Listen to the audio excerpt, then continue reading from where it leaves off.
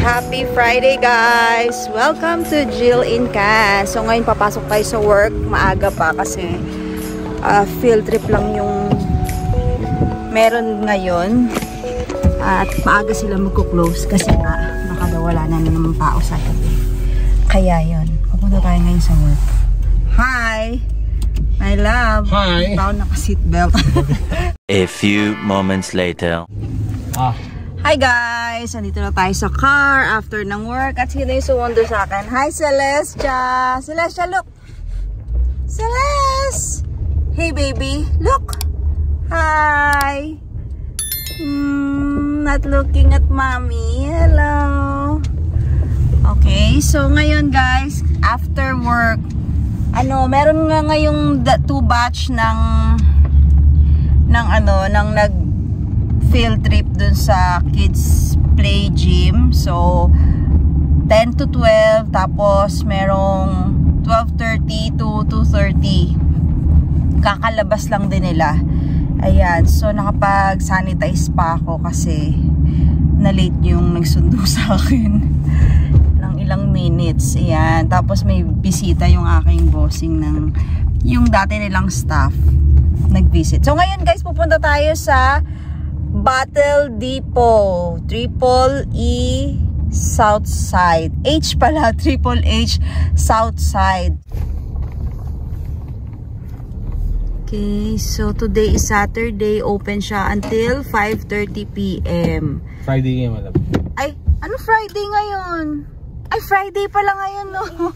Akala ko Saturday kasi maaga yung pasok ko eh. Dahil pag Saturday, maaga. Pag Friday, panggabi ako. Ngayon ako naging pang umaga kasi i-close nila yung gym kasi nga wala namang taong nagpupunta. Unless kung may naka-appointment na field trip or party. Pero yung mga open play, konti lang pa, isa-isa lang nagpupunta. So guys, at Friday ngayon, okay. Let's go!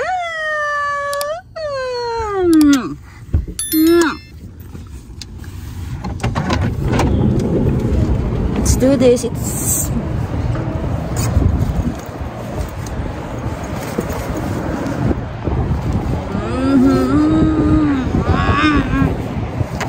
close.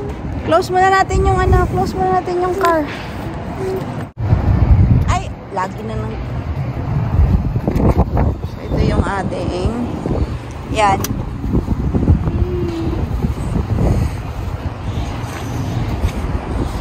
Let's go here. Let's go.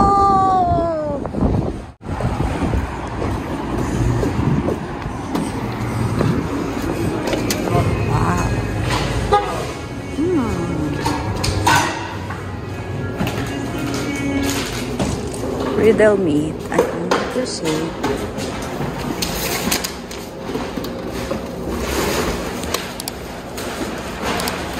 Electronics.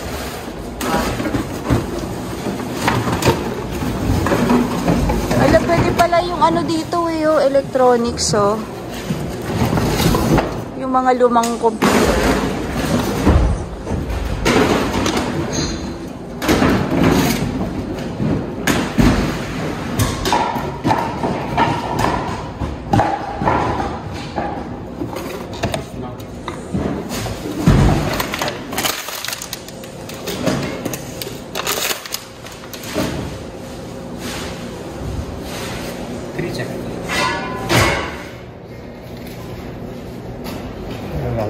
Oo nga, nakita.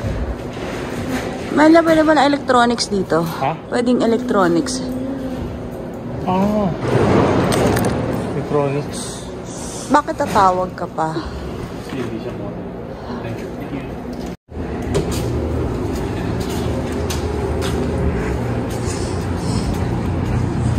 Free pala yun? Electronics free. Walang bayad.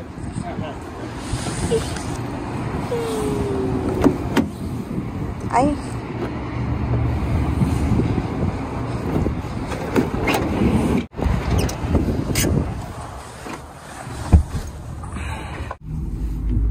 Yan. So, naka $3.70 kami. So, usually, sa isang month magkano tayo? A month. Ha? Sa month? Oo. Ito siguro, ganyan. Ganyan. Kasi marami tayong bottle ng milk. Mga 12, 13. Umabot tayo ng 15. 15 sa isang month. Hindi ko lang kung isang month yun. Ay, naipon yun eh, no? Naipon yun. Sa Pilipinas, guys, parang ganyan din naman eh. May mga nangangalakal. Yung nagkakariton o kaya yung meron silang junk shop sa sa kanto, yung mga ganun. Kaya lang parang hindi mo laman yung yung totoong presyo nun eh. Kasi dito talagang per item merong naka-fix na presyo. 'Di ba? Sa Pilipinas parang kasi dito pag bibili ka, malalaman mo na may bayad. Pag sa resibo mo may bayad, may charge ka. Doon sa Pilipinas kasi estimate lang o kaya tinitimbang yung mga bakal, ganun. Dito walang walang bayad yung pag naglalapag ka ng mga electronics. So, din yung ganito na nakakatulong tayo sa environment. Yan. At tayo pa lang sa bahay nagsisegregate tayo.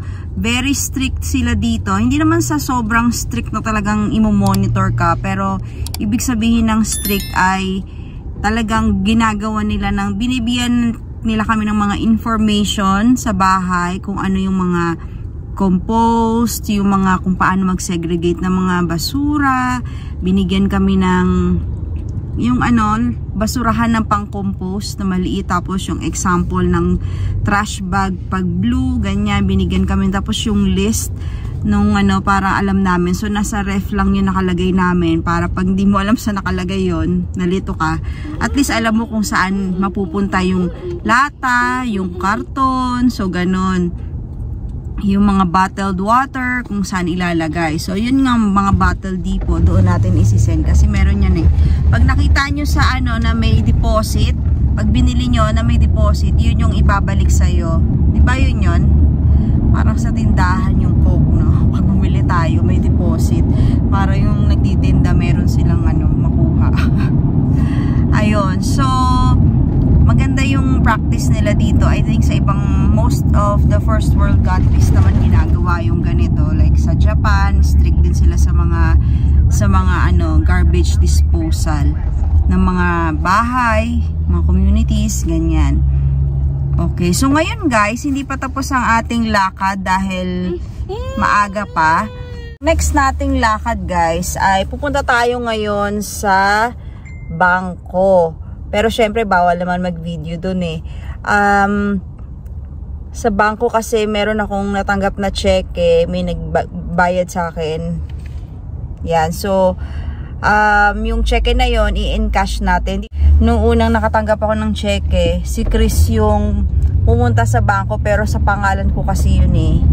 Hindi pala pwedeng i-deposit yung cheque kung ibang tao. Sa Pilipinas ba pwede?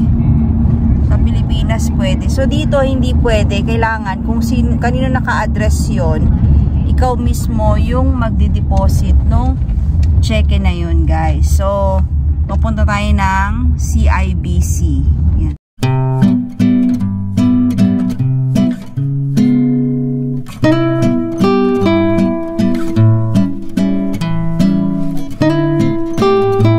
A few moments later. Hello! Ito yung bago namin kasamang anak ngayon. So, ito yung assistant namin ngayon, si Celestia. Okay, let's go to Superstore. Hi guys! Today is a long holiday in Canada. Okay, so tomorrow ay Victoria Day, so walang pasok ang Monday. Yan, kaya long holiday dito ngayon sa Canada. At meron tayong long trip, no? Long trip. So 3 hours drive ito. At abangan nyo guys sa next vlog yung video tungkol dito sa long trip na ito. Ayan. So ngayon, gusto ko lang i-share, no, habang long trip tayo ngayon kasi mahaba-habang biyahe to. I-share ko lang, meron tayong isang subscriber dito sa Jillian na nag-message sa akin na gusto niyang makatulong sa ating mga kababayan dito sa Canada at yung mga newcomers din. So ito ay isang magandang balita to guys, kasi pwede niya kayong tulungan kung gusto nyong mag-cash loan or mag-auto loan. So, yung mga kailangan, bagong dating kayo dito, meron naman kayong work. So, kung meron na kayong 3 months work pay stub, ay pwede nyo nang i-apply ito para sa auto loan or mag-cash loan if you need it. Yan. So, syempre, ito ay based on approval. Ayan. Pero pwede nyong i-try, guys. So, dahil gusto nyo makatulong sa... Ay, baby. Ow.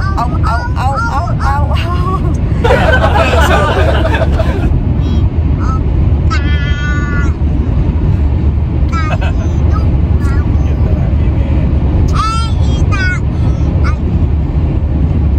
music tayo guys. Ayan. So, sumasabay talaga ang baby girl natin. Ayan. So, kung gusto nyo guys na tulad no, bago kayo dito, pero meron na kayong 3 months na, at least 3 months na meron kayong work, pakita nyo lang or kasama sa mga requirements nya, yung work pay stubs nyo, ay maaari na kayong matulungan sa auto loan or sa cash loan na kailangan ninyo. At ito guys, napakaganda kasi buong Canada ay covered nito. Hindi lang dito sa Edmonton, Alberta. So kahit saan kayo sa Canada ay pwede nyo siyang lapitan para matulungan kayo sa ganitong pangangailangan. At alam naman natin guys na hindi madali kumita ng pera dito. Ayan, kailangan natin magtrabaho. Ayan, so tayo, yan, merong pwedeng mag-assist sa atin sa ganitong need na ito. Sa kotse naman guys, meron silang service na free delivery kung saan man yun, hindi ko i-message yun lang siya. May free delivery siya na coverage to Alberta, within Alberta, BC, Manitoba at Saskatchewan. So ayan, dahil ito yung mga malalapit within this area na pwedeng i-deliver kung yung sasakyan, ganon, kung ano yung nakita nyo, at free yun. So, i-message nyo lang guys, kailangan nyo ng ganitong assistance. So, for more details ng kanyang service, ng tungkol sa auto loan and cash loan, just message this. Ito yung contact details niya. At para ma-assist niya kayo guys, sabihin nyo yung pangalan natin na Jill Incan. So, nakita nyo sa Jill Incan. So, para i-assist niya kayo. Kasi, para alam niya na dito sa Jill Incan yung nakita yan. So, mabait yun eh. Lagi na yung message sa akin. So, ang pangalan niya ay si Prince Andrada. Shout out sa iyo and thank you for always supporting my channel, Prince Andrada. So, contact him dito sa kanyang contact details na nandito sa screen ngayon. I-share nyo na rin itong video na ito para sa mga interested na kakilala nyo, yung mga nangangailangan, especially yung mga newcomers dito na merong work, at least 3 months, yan, ay pwede na yan. So ngayon tayo ay nasa 1 hour left na lang yung travel natin. 1 hour and 30 minutes ang ating biyahe guys. Okay, so kita-kits tayo sa ating next vlog. At kung hindi pa kayo nakasubscribe sa aking channel, please don't forget to like and subscribe to this channel. And please share this video para sa mga nangangailangan ng assistance na ito dito sa Canada. Yun lang guys, and I'll see you in my next vlog. Bye! Train! Napapanood mo sa akin. Saan? Mga movies yung mga haba.